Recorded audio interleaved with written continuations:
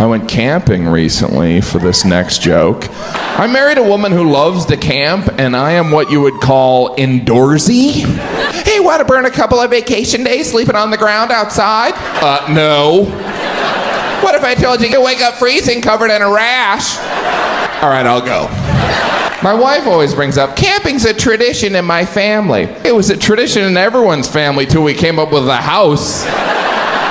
If it's so great outside, why are all the bugs trying to get in my house?